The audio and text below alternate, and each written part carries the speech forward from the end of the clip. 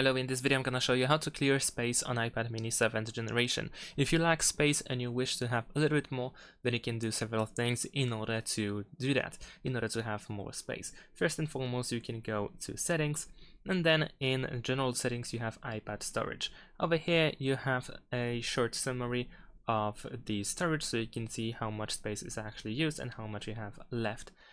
At the bottom we have the list of apps and how much space they take. So for instance, over here I have a YouTube app that takes a little bit of space, and of course if you have some apps that you don't use at this moment, then you can completely delete them. However, also there's a good practice or a good option that allows you to release the space without actually completely removing the app, and that is the option that is called offload app.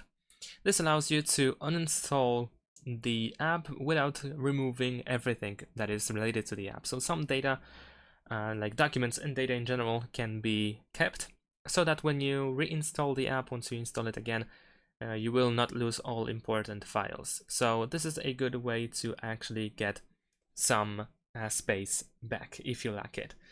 Of course, in some cases, like for instance, if you use Safari browser, you have the option to clear some data. So if you go to apps, then scroll down and search for Safari. Then over here, you can scroll down and choose clear history and website data, which allows you to clear something, some data. You can also choose the time frame. You can close all tabs and you can press clear history. By doing so, you will also get just a little bit of storage back. And of course, you can also go to the Files app, where you should be able to find different files that are not photos or videos, most of the time at least. And over here you can remove these files as well. So if you have some documents that you don't use anymore, you can press and hold your finger on them, and then you have the delete option, of course. Remember that you also have different folders, different locations, and you want to make sure that you actually remove only files that you don't need, of course, but also from your iPhone and not your iCloud, unless of course you also need some space on your iCloud as well.